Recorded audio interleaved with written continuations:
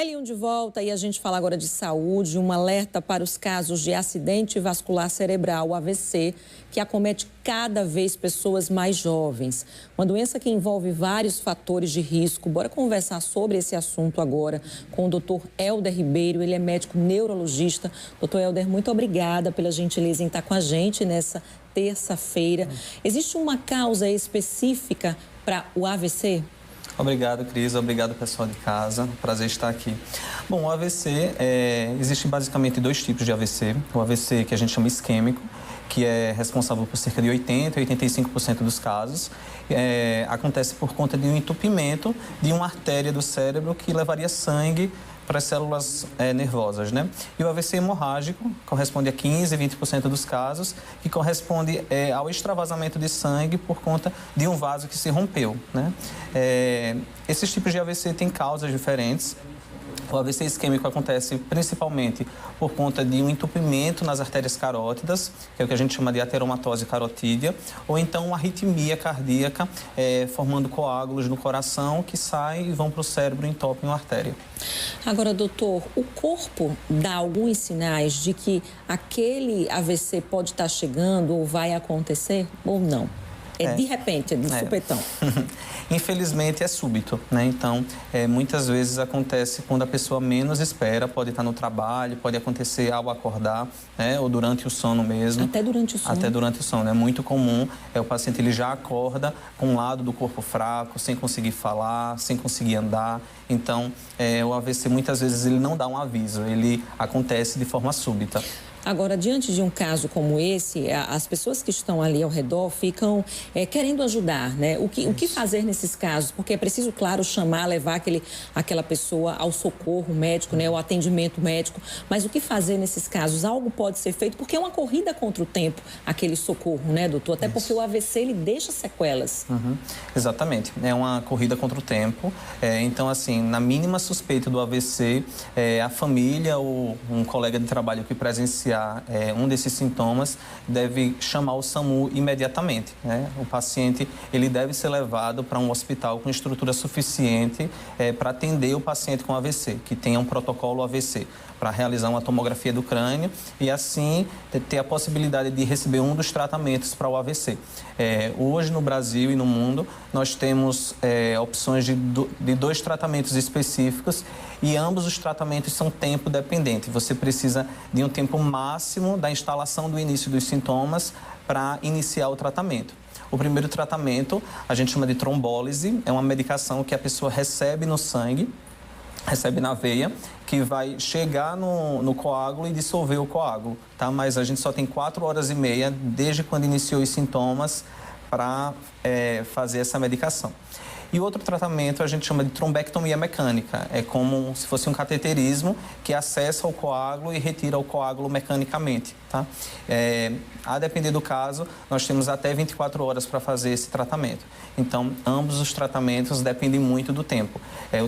O AVC é uma doença, às vezes, silenciosa. O paciente ou o familiar espera até o outro dia para ver se aquele sintoma vai melhorar e não procura assistência médica. E, às vezes, quando procura, já é tarde demais, né? Então, na mínima suspeita de AVC, deve ser imediatamente procurado ajuda. Se for, vamos dizer assim, um paciente pelo SUS, deve imediatamente chamar o SAMU e a porta de entrada muitas vezes é uma UPA, onde ele vai ser regulado para um dos hospitais que tem estrutura suficiente para fornecer um desses tratamentos.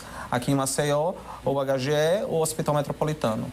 Os sintomas, eles podem chegar de uma forma sutil. Algumas pessoas, né, que se queixam de uma forte dor de cabeça antes, né, de um caso de AVC. É sempre assim, doutor? Vem acometido de uma dor de cabeça?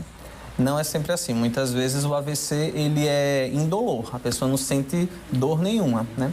Alguns casos, principalmente com AVC hemorrágico, o paciente ele sente uma dor intensa, súbita, uma cefaleia, que a gente chama o nome técnico para dor de cabeça, porque rompeu um vaso sanguíneo. Então, é uma dor de cabeça assim muito rápida, que a gente chama introvoada. O paciente sente aquela dor pior da vida porque aquele aneurisma muitas vezes se rompeu. Mas quando é um AVC isquêmico, pode ou não vir acompanhado de dor de cabeça. Muitas vezes não tem. E quais são os fatores de risco, doutor? O estilo de vida que a gente leva, colabora para esse aumento de casos? Chama atenção também as pessoas mais jovens, né? Isso, com certeza. Os principais fatores de risco incluem hipertensão arterial, diabetes, colesterol alto, o hábito de fumar, tabagismo, que a gente chama, o hábito de beber, né? O sedentarismo, obesidade.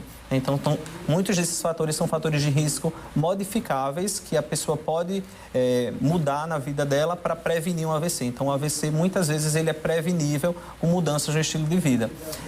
O AVC ele pode acontecer em qualquer idade, né? É muito mais comum depois de 55 anos, mas hoje em dia a gente vê cada vez mais cedo os AVCs acontecendo. Quando o AVC acontece, principalmente dos mais jovens e até em crianças, a gente pesquisa sempre fatores genéticos, doenças genéticas que podem estar contribuindo para um AVC, doenças autoimunes e uso de drogas. E as sequelas, doutor, elas se intensificam dependendo do tempo em que a pessoa foi atendida, da intensidade do AVC, porque muitos pacientes ficam sequelados, né? É verdade.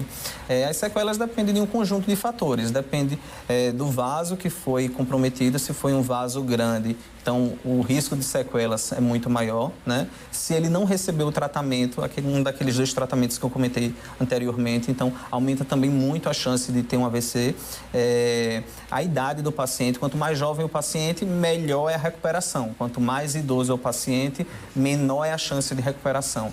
Então, depende de vários fatores. A gente recebeu a pergunta do Benedito, está nos acompanhando lá do Tabuleiro do Martins. Ele disse que ele tem 65 anos, ele teve um AVC considerado leve e ele quer saber se ele pode ter outros casos de AVC e o que fazer para prevenir. Sim, infelizmente quem tem um AVC tem um risco maior de ter um segundo e um terceiro. Na verdade, a gente fala que o AVC ele é só a ponta do iceberg. A gente precisa descobrir a doença, a causa principal que está determinando o AVC, para que a gente possa instituir uma prevenção adequada com medicação ou mudanças no estilo de vida, né? Então, sempre lembrando que controlar a pressão arterial, o diabetes, enfim, as comorbidades cardiovasculares, a prática de atividade física e o uso e alimentação adequada são muito importantes para evitar um novo AVC. Nesse caso, doutor, os pacientes que tiveram AVC precisam estar vigilantes aí o resto da vida, né? O resto da vida. Muitas vezes a medicação precisa ser usada de forma contínua para prevenir que um novo AVC não se instale novamente, né? Então a gente tem que agir diretamente na causa daquele AVC para evitar o reaparecimento de um segundo ou de um terceiro. Doutor, é muito difícil, mas o controle emocional, eu digo muito difícil porque na prática todo mundo acaba tendo uma vida bastante agitada. Hoje até as crianças, né? Tem às vezes uma agenda bem puxada que deixa a meninada bem ansiosa. Mas o controle do estresse, o manejo do estresse é importante também, doutor? Com certeza. O estresse ele termina atrapalhando o controle de todas as doenças no geral, né? Principalmente as doenças cardiovasculares, hipertensão, diabetes. Então, a prática de atividade física, um sono de qualidade, uma alimentação regular é muito importante para o controle do estresse e reduzir também a incidência de AVC. Chegou para a gente também a pergunta da Lúcia, doutor Helder.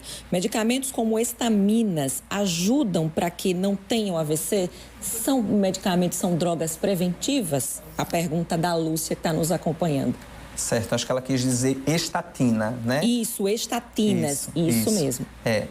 Na maioria dos casos, a gente usa uma estatina, que é uma medicação utilizada para reduzir o colesterol.